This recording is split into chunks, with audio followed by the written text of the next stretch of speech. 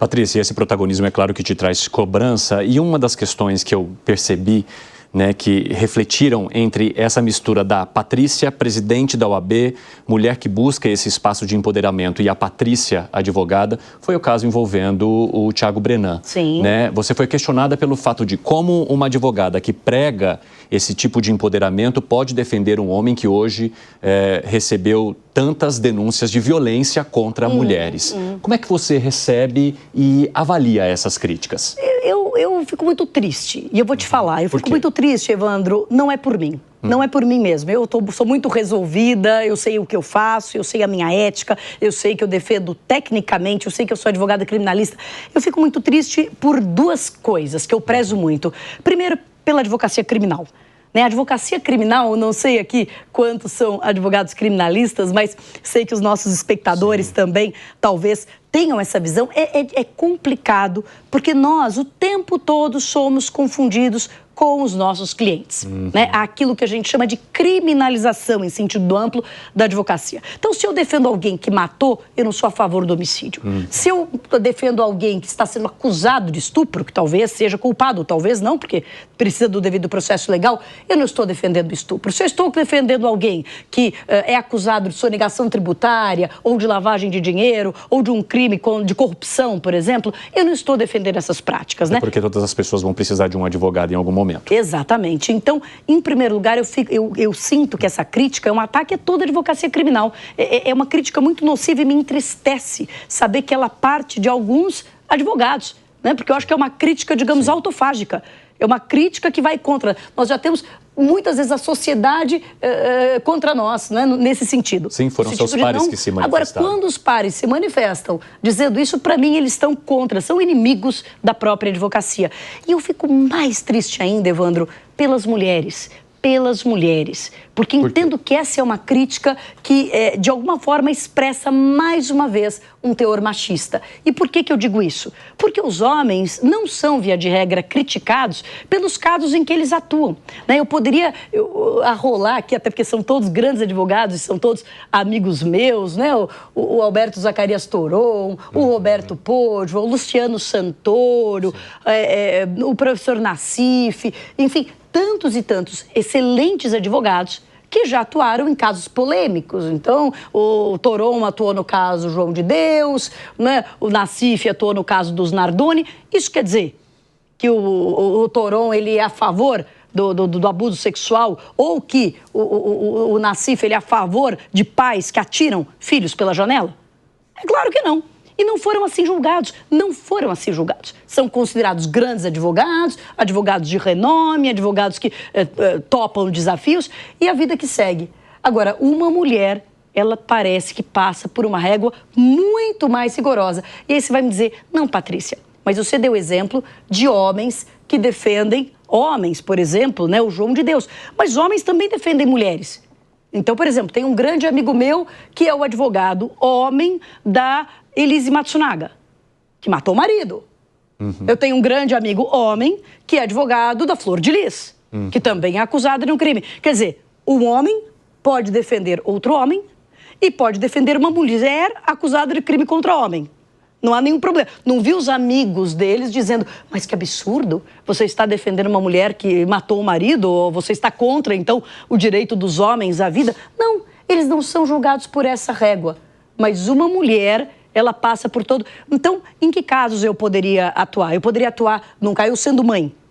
Seria legítimo eu atuar num caso de pais que atentaram contra a vida dos filhos, por exemplo?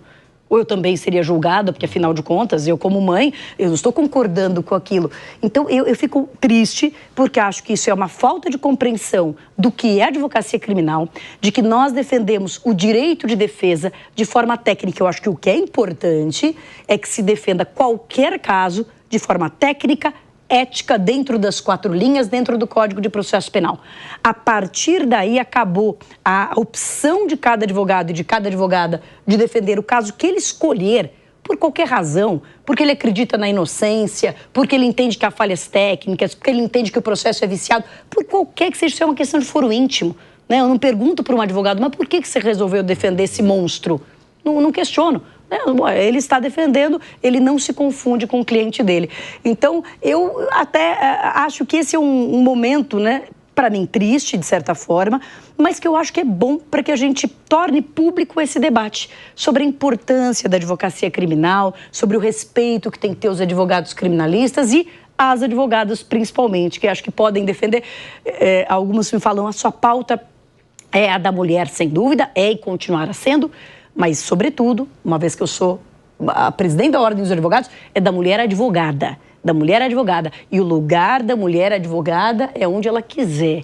É defendendo o caso que ela quiser, que ela escolher, sem nenhuma limitação, tal como os homens. Então, eu estou tranquila e espero que a sociedade também consiga ver isso. Vamos lá, Acácio. Presidente, até pegando um gancho nessa última resposta, porque a advocacia tem sofrido nos últimos anos inúmeros ataques, né? Notoriamente, a gente pode citar aqui vários casos. E, obviamente, é papel da Ordem dos Advogados do Brasil essa defesa das nossas prerrogativas enquanto profissionais. Então, eu gostaria que a senhora falasse um pouco quais foram as medidas que a sua gestão tomou nos últimos anos em defesa dessas prerrogativas e como defesa dos advogados propriamente. Para mim, eu acho que a OAB ela tem uma série de objetivos, mas o principal, ela defende a democracia, defende o Estado de Direito, mas não há dúvida de que a principal, para mim, na minha ótica, né, na minha visão, a principal missão da OAB é a defesa da advocacia.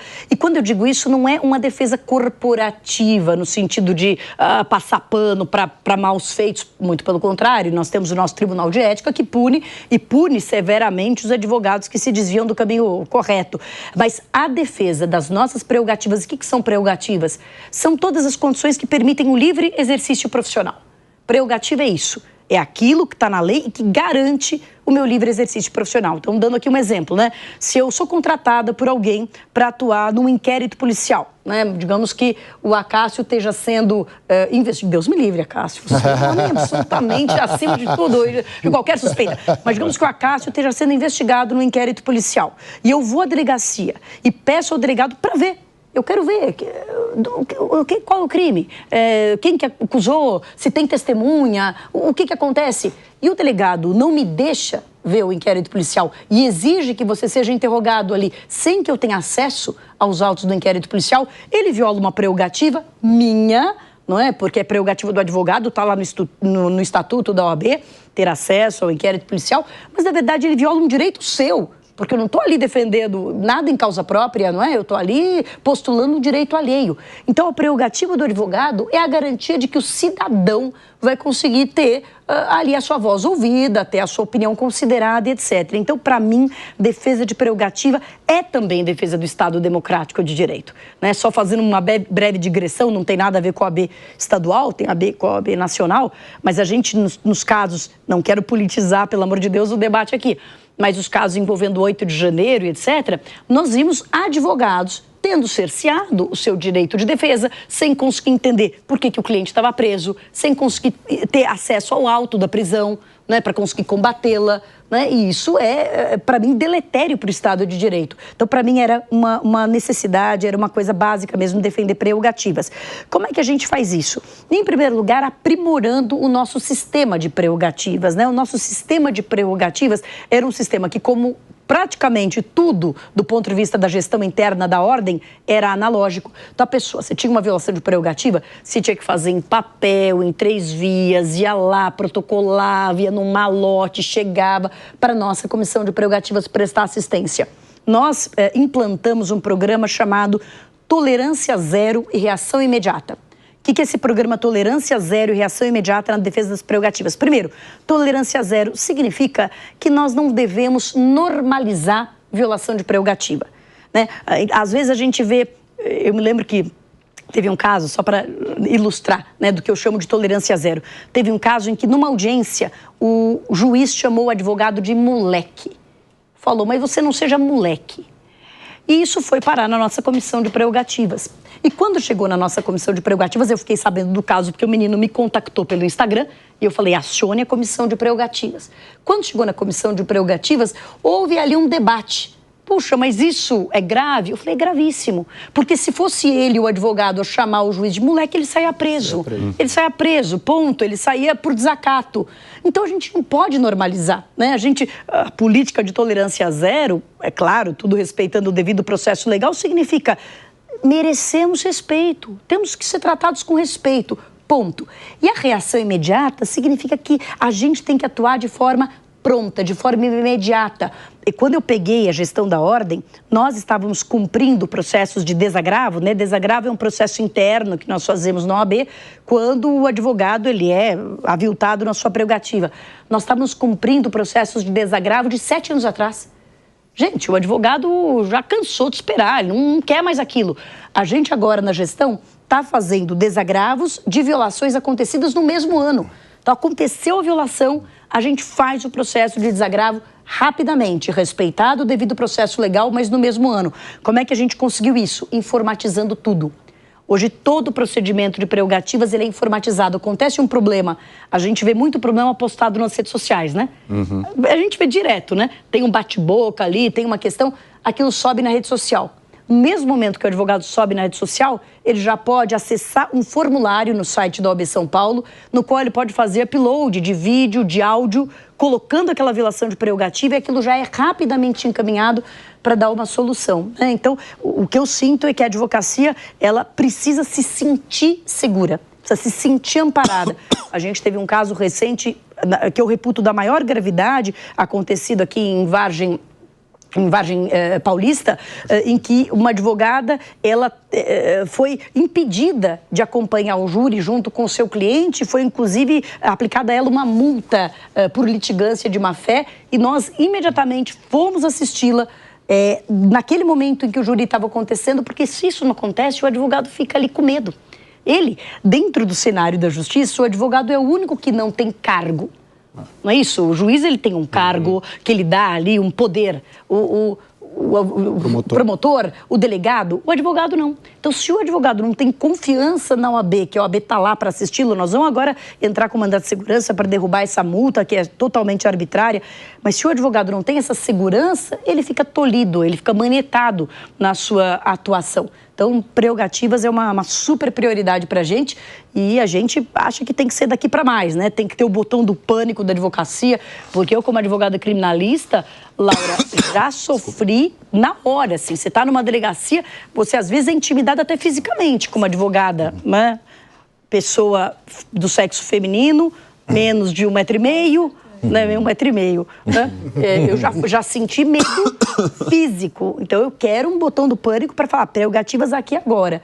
Isso é fundamental. E que os nossos espectadores nos entendam, né? Nada disso é benefício, é privilégio. São só as condições para o advogado poder trabalhar. Se depois ele vai ganhar ou perder a causa, gente, isso não é. Isso é o juiz que vai decidir. O juiz tem todo o poder de decidir. Mas ele tem que me deixar trabalhar. Ele não pode me impedir de fazer o meu trabalho, né? Essa é a questão.